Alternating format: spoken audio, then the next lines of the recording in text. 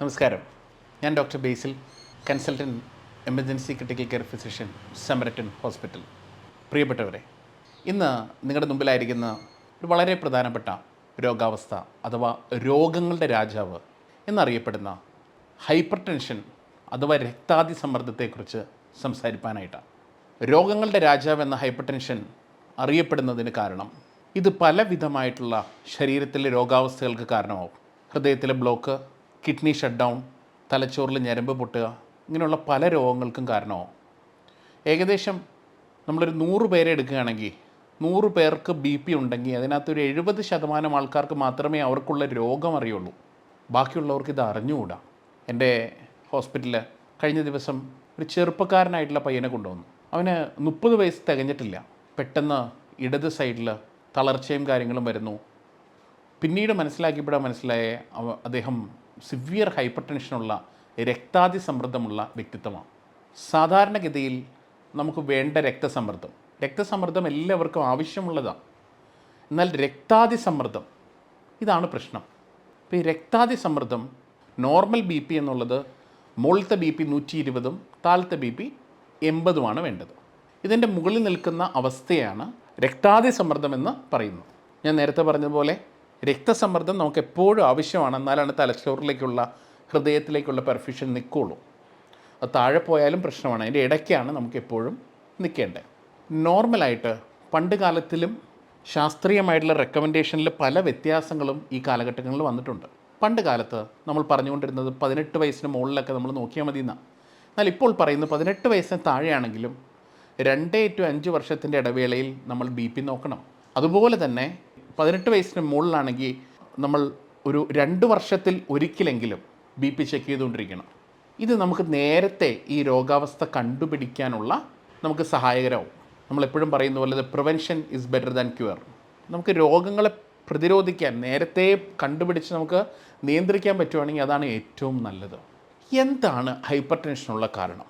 പലവിധമായിട്ടുള്ള കാരണങ്ങളും നമ്മൾ പറയുന്നുണ്ടെങ്കിലും ഏറ്റവും പ്രധാനപ്പെട്ട മൂല കാരണം എന്നുള്ളത് ഈ ചാനലിൽ മൾട്ടിപ്പിൾ പ്രാവശ്യം ഞാൻ പറഞ്ഞിട്ടുണ്ട്, ഇൻസുലിൻ റെസിസ്റ്റൻസിനെ കുറിച്ച്. ഇൻസുലിൻ എന്ന് പറഞ്ഞൊരു ഹോർമോൺ നമുക്ക് ദൈവം പാൻക്രിയാസ് എന്ന് പറഞ്ഞൊരു ഗ്രന്ഥിയിൽ നിന്ന് ഉൽപ്പാദിപ്പിക്കുന്ന ഒരു ഹോർമോണാണ്. ഈ ഹോർമോൺ നമ്മൾ ഗ്ലൂക്കോസ് അടങ്ങിയ ഒരു ഭക്ഷണം ഉള്ളിലേക്ക് കഴിക്കുമ്പോൾ ഇത് റിലീസ് ചെയ്യുന്ന വഴിയാണ് നമ്മൾ കഴിക്കുന്ന കാർബോഹൈഡ്രേറ്റ് അത് ഊർജ്ജമായി ATP ആയിട്ട് മാറുന്നത്. നമ്മൾ കഴിക്കുന്ന ആഹാരം ഊർജ്ജമായിട്ട് മാറിയാലാണ് നമുക്കിതുകൊണ്ട് ഗുണമുള്ളൂ. ചില കാരണങ്ങൾ കൊണ്ട്. അതിൽ ഏറ്റവും പ്രധാനപ്പെട്ട 2 കാരണങ്ങൾ. ഒന്ന്, നമുക്ക് ആവശ്യത്തിലും കൂടുതൽ അന്നജം നമ്മൾ ഉള്ളിലേക്ക് കഴിക്കുന്നു, അതും മൾട്ടിപ്പിൾ ടൈംസിൽ.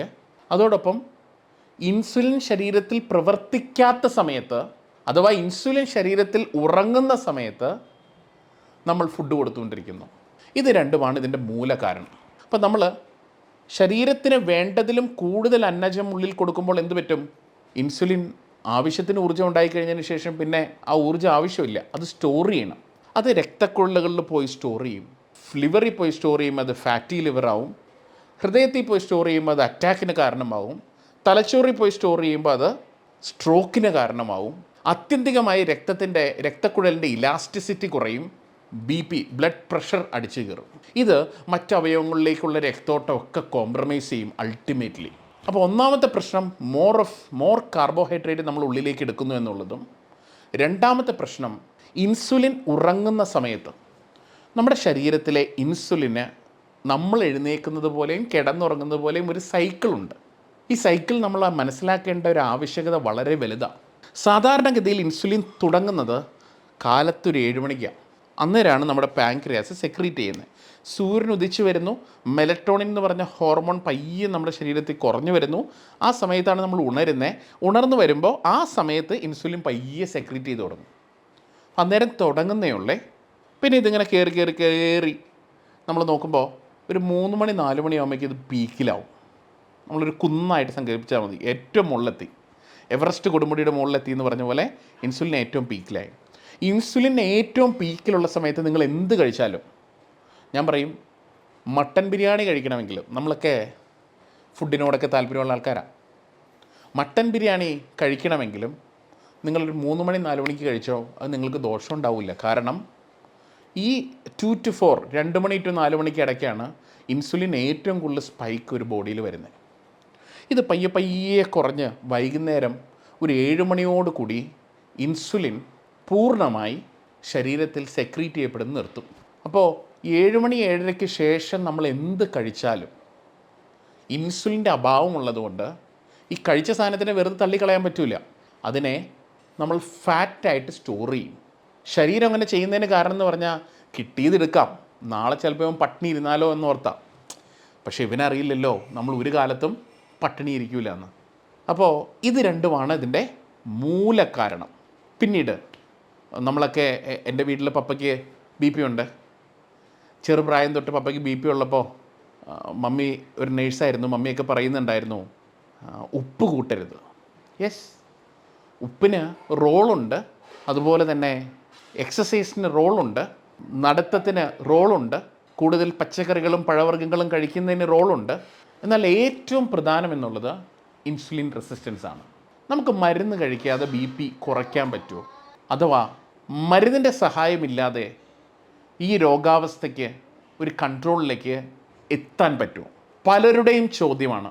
ജസ്റ്റ് ഒരു 15 days ചലഞ്ച്, 15 ദിവസം നിങ്ങളിതൊന്ന് ചെയ്ത് നോക്കാമെങ്കിൽ നിങ്ങളുടെ ജീവിതത്തിൽ നിങ്ങളുടെ BPയിൽ നല്ല രീതിയിൽ കുറവുണ്ടാകാനുള്ള സാധ്യതകളുണ്ട്.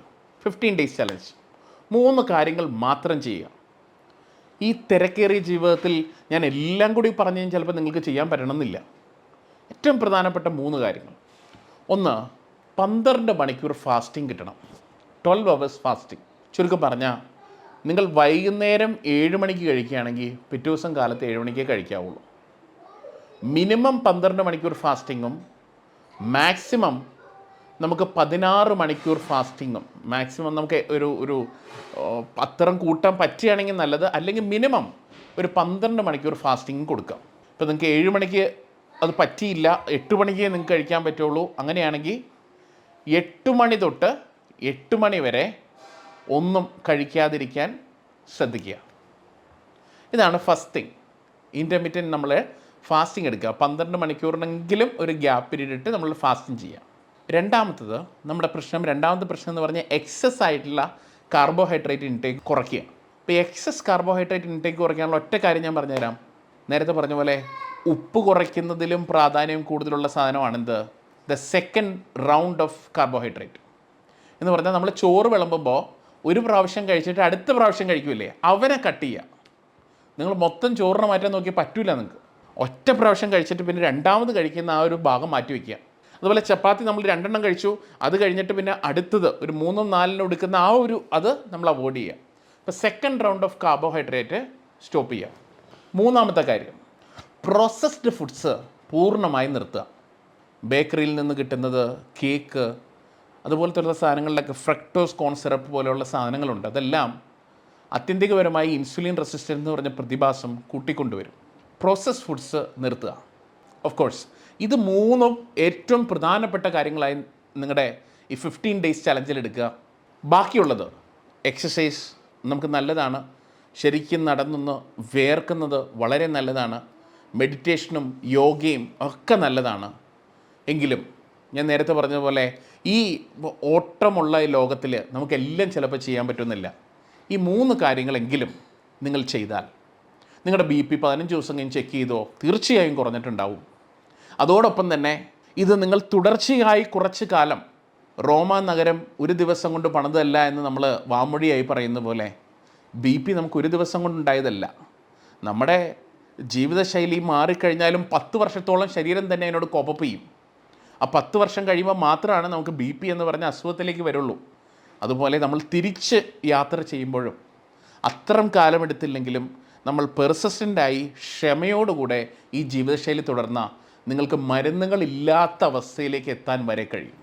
എനിക്ക് തോന്നുന്നു ഞാൻ ഏകദേശം ഈ ടോപ്പിക്കിനെ കുറിച്ചുള്ള കാര്യങ്ങളെല്ലാം പറഞ്ഞു.